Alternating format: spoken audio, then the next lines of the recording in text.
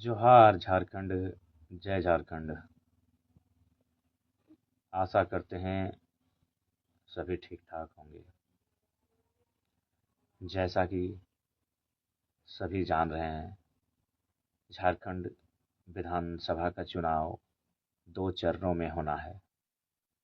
पहले चरण का मतदान कल यानी 13 तारीख 11वां महीना 2024 को होगी। दूसरे चरण का मतदान 20 नवंबर 2024 को होगी। चूँकि कल पहले चरण का मतदान है, इसलिए पहले चरण के मतदान के लिए संदेश पहले चरण में जिन सीटों में चुनाव है, जैसे कोल्हान, दक्षिणी नागपुर का सिमडेगा, टोकला इत्यादि का हिस्सा तथा पलामू प्रमंडल तथा अन्य उत्तरी नागपुर भी कई जगहों पे पहले चरण का वोट है और संभवतः कहीं ना कहीं पार्टी में मुख्य प्रचारक के तौर पर भी मेरी ही भूमिका रही है। लेकिन आखिर हम भी एक मनुष्य हैं, हमारी आवाज़, हमारी हालत सारी चीज़ों को बयां कर रही है। हमारे चेहरे, मेरी आंखें सारी चीज़ों को बयां कर रही हैं कि किस हाल में हम हैं और किस दौर से गुजर रहे हैं। एक दिन में 6-7 विधानसभा का दौरा सुनने में आसान लगेगा, करने में बहुत कठिन ही नहीं, कठिन से भी कठिन है। उसके बावजूद प्रयास कर रहे हैं।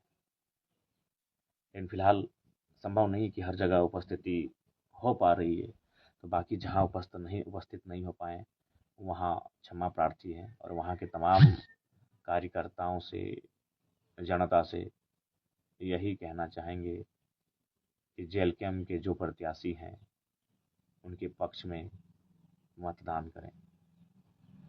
अगर कोल्हान की बात करें तो ईचागढ़ विधानसभा से तरुण कुमार महतो, जुगसलाई विनोद स्वासी, खरसवां पांडुराम हैब्रू, सरायकेला प्रेम माडी, पोटका भागीरथी हांसदा, घाटशिला रामदास मुर्मू, जमशेदपुर पूर्वी तरुण कुमार दे, बहरागोड़ा फणीभूषण महतो को हम लोगों ने समर्थन दिया है।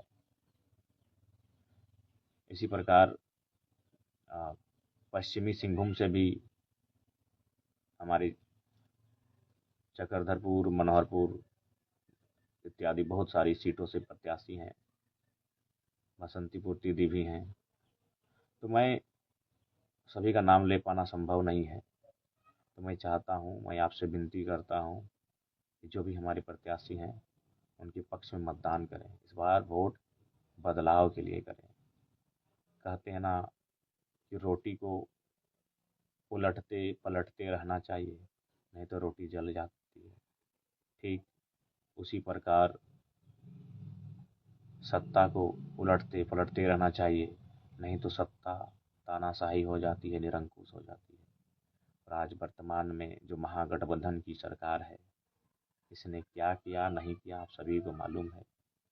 सीजीएल के इम्तहान से लेकर सीएचओ की बहाली तक तमाम परीक्षाओं में ये मौन रहे, ये गौन रहे।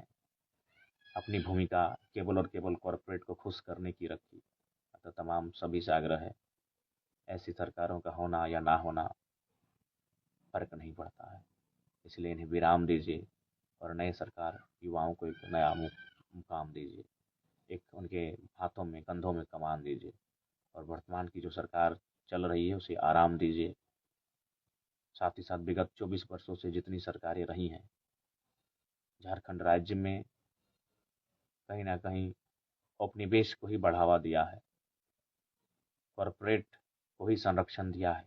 आम व्यक्ति लाचार, बेबस, मजलूम हमेशा छले गए हैं, ठगे गए हैं। और झारखंड के जो मूल किसान, रैयत, निवासी, बासिंदा वो हमेशा हाशिए पर जानबूझ के रखे गए हैं, ताकि अगर इनका उत्थान होगा तो इस राज्य की खनिज संपदा पर ये अपना हक हुकूक जमा लेंगे। लेकिन कोई नहीं चाहता है कि झारखंड वासी अपने राज्य की खनिज संपदा पे हक हुकूक जमाए। इसलिए जानबूझकर इनके साथ साजिशें होती हैं, इनके साथ इन्हें दबाया जाता है, दमन किया जाता है, ताकि इनकी खनिजों पर सबकी नज़र गड़ी है। दिल्ली से लेके देश दुनिया तक तमाम कॉरपोरेट्स की नज़र झारखंड के खनिजों पर है। इसलिए हमारी गवर्नमेंट में बैठे लोगों ने भी चंद रुपयों के लालच में उनको ही समर्थन दिया है। इसलिए इस बार आपको सोचना है, समझना है, झारखंड को बचाना है, झारखंड को सुरक्षित करना है। कैंची छाप में मुहर लगाना है, कैंची छाप। जहाँ जहाँ हमारे प्रत्याशी हैं, आप निवेदन है, कृपया कैंची छाप पर मुहर लगाकर हमारे प्रत्याशी को विजय बनाए। देखिए, ऑडियो वीडियो का खेल चलता रहेगा, वो सब पे अभी ध्यान मत दीजिए। ऑडियो वीडियो से फर्क नहीं पड़ेगा, वो भला बुरा सोशल मीडिया का काम है, और सोशल मीडिया चुनाव में पूरा गंदा ही माहौल रहता है वहाँ।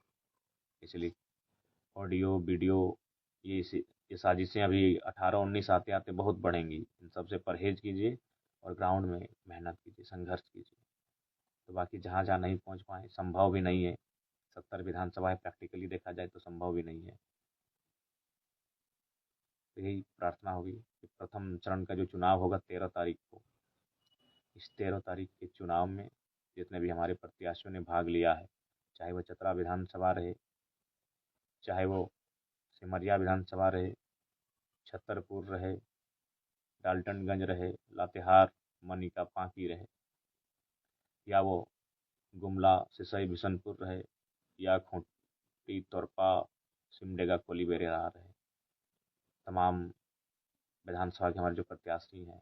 साथ ही बरकट्ठा से महेंद्र प्रसाद जी भी हमारे प्रत्याशी हैं, कृष्णा यादव जी बरही से हैं, तो मैं, और हजारीबाग का भी चुनाव 13 को, ये उदय मेहता जी हैं, बड़का गांव में भी 13 को है, बालेश्वर मेहता जी वहाँ के प्रत्याशी हैं। तो कृपया सभी को समर्थन करें, और मैं आप सभी से आग्रह करूँगा इस बार के चुनाव में हमारे प्रत्याशी को कैंची छाप में बटन दबाकर भारी मतों से विजयी बनाएं। सभी को जोहार, धन्यवाद, नमस्कार।